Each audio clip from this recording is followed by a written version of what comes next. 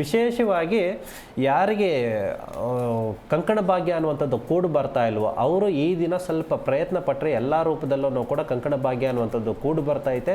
ಮತ್ತು ಆರೋಗ್ಯದ ಬಗ್ಗೆ ಮತ್ತು ಮಾನಸಿಕವಾಗಿ ಯೋಚನೆ ಚಿಂತೆಗಳನ್ನ ಕಡಿಮೆ ಮಾಡಿ ಉನ್ನತವಾದ ಸ್ಥಾನಕ್ಕೆ ಹೋಗಬೇಕು ಅಂತಂದರೆ ಪ್ರತಿಯೊಂದು ವಿಷಯದಲ್ಲೂ ಕೂಡ ಪಾಸಿಟಿವ್ ಆಗಿ ಯೋಚನೆ ಮಾಡಿದಾಗ, ಒಂದು ಒಳ್ಳೆಯ ರೀತಿಯಲ್ಲಿ ಯೋಚನೆ ಮಾಡಿದಾಗ ಎಲ್ಲವನ್ನೂ ಕೂಡ ನಿಮ್ಮಂತೆ ದಕ್ಕಿಸ್ಕೋಬಹುದು. ಮತ್ತು ತುಲಾರಾಶಿಯವರಿಗೆ ಈ ದಿನ ವಿಶೇಷವಾಗಿ ಸ್ವಾತಿ ನಕ್ಷತ್ರದವರಿಗೆ ಉನ್ನತವಾದ ಸ್ಥಾನಮಾನ ದಕ್ಕುತ್ತೆ ಅಂತ ಬರ್ತಾ ಇದೆ.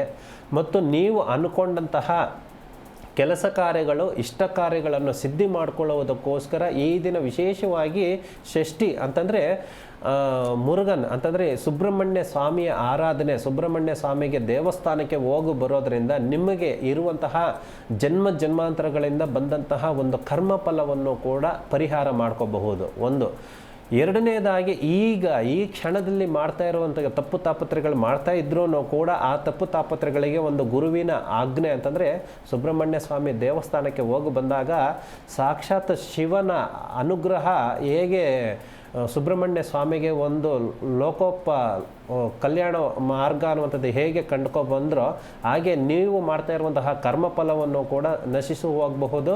ಸುಬ್ರಹ್ಮಣ್ಯ ಸ್ವಾಮಿ ದೇವಸ್ಥಾನಕ್ಕೆ ಹೋಗ್ಬಿಟ್ಟು ಬನ್ನಿ.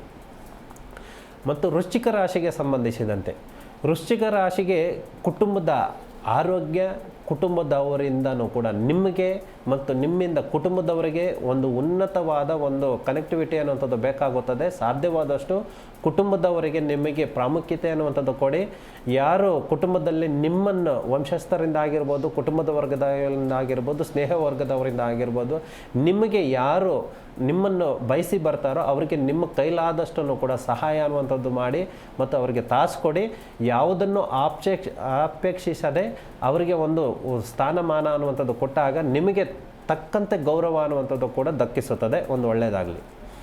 ಮತ್ತು ಧನುಸು ರಾಶಿಯವರಿಗೆ ವಿಶೇಷವಾಗಿ ವಿದ್ಯಾರ್ಥಿಗಳಿಗೆ ಈ ದಿನ ಜ್ಞಾನ ವೃದ್ಧಿ ಮಾಡ್ಕೊಳ್ಳೋದಕ್ಕೆ ಒಂದು ಸುಲಭ ಉಪಾಯ ಅನ್ನುವಂಥದ್ದು ಬರ್ಬೋದು. ಆಗಲೇ ಒಬ್ಬರಿಗೆ ಹೇಳಿದಾಗೆ ಈ ದಿನ ಒಂದು ಧನುಸು ರಾಶಿಯವರಿಗೆ ಸಂಬಂಧಪಟ್ಟಂತಹ ಹೆಣ್ಣಾಗಿರ್ಬೋದು, ಗಂಡಾಗಿರ್ಬೋದು, ಮುಂದೆ ಬರುವಂತಹ ಪರೀಕ್ಷೆಗಳಿಗೆ ಉನ್ನತವಾದ ಒಂದು ಫಲಿತಾಂಶ ದಕ್ಕಿಸ್ಕೋಬೇಕು ಅಂತಂದರೆ ತುಳಸಿ ಪೂಜೆಯನ್ನು ಈ ದಿನದಿಂದ 27 ದಿನಗಳ ಕಾಲ ಪೂಜೆಗಳು ಮಾಡಿ ಅಲ್ಲಿನ ಮಣ್ಣನ್ನು ತಿಲಕವಾಗಿ ಇಟ್ಕೊಂಡು ನಮಸ್ಕಾರ ಮಾಡಿದಾಗ ಪ್ರತಿಯೊಂದು ವಿಷಯದಲ್ಲೂ ಜ್ಞಾನಕ್ಕೆ ಸಂಬಂಧಪಡುವಂತಹ ಒಂದು ವೃದ್ಧಿ ಅನ್ನುವಂಥದ್ದು ಆಗುತ್ತೈತೆ. ಮತ್ತು ಮಕರ ರಾಶಿಗೆ ಸಂಬಂಧಿಸಿದಂತೆ ನಿಮಗೆಲ್ಲ ವಿಷಯದಲ್ಲೂ ಕೂಡ ಒಂದು ಉನ್ನತವಾದ ಸ್ಥಾನಮಾನ, ವಿಶೇಷವಾಗಿ ಶುಕ್ರ ಮತ್ತು ಶನಿಗೆ ಸಂಬಂಧಪಟ್ಟಂತಹ ನವಗ್ರಹಗಳ ಕಾಳುಗಳನ್ನು ನೀವು ಈ ದಿನ ಬೇರೆಯವರಿಗೆ ದಾನ ಕೊಡುವಂಥದ್ದಾಗಲಿ ಅಥವಾ ಒಂದು ಪ್ರಾಣಿ ಪಕ್ಷಿಗಳಿಗೆ ಕೊಡುವಂಥದ್ದಾಗಲಿ ಮಾಡೋದರಿಂದ ನಿಮಗೆ ಉನ್ನತವಾದ ಸ್ಥಾನಮಾನ ದಕ್ಕುತ್ತದೆ. ಹಣಕಾಸಿನ ಮುಗ್ಗಟ್ಟು ಅನ್ನುವಂಥದ್ದು ಸಂಪೂರ್ಣವಾಗಿ ಪರಿಹಾರ ಮಾರ್ಗ ಅನ್ನುವಂಥದ್ದು ಕಂಡುಕೋಬಹುದು.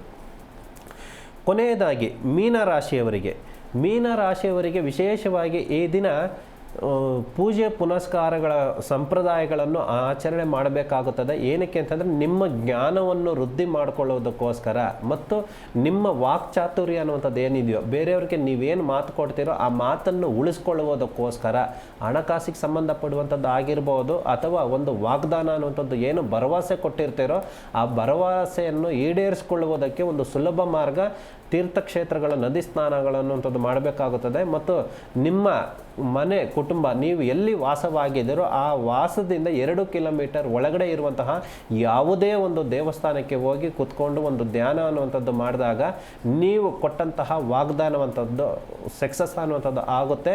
ಆ ಮುಡುಪು ಅನ್ನುವಂಥದ್ದನ್ನು ಕೂಡ ಸಂಪೂರ್ಣವಾಗಿ ಪರಿಹಾರ ಮಾಡ್ಕೋಬೋದು. ಇಷ್ಟೂ ಕೂಡ ಈ ದಿನದ 12 ರಾಶಿಯ ಫಲಾಫಲಗಳು ಅನ್ನುವಂಥದ್ದು ತಿಳ್ಕೋಬಹುದು. ಜಿ ಕನ್ನಡ ನ್ಯೂಸ್ ಈಗ ನಿಮ್ಮ ಮನೆಯಲ್ಲೇ ನೋಡಿ, ಎಲ್ಲ ಕೇಬಲ್ಗಳಲ್ಲಿ ಈಗ ಲಭ್ಯ.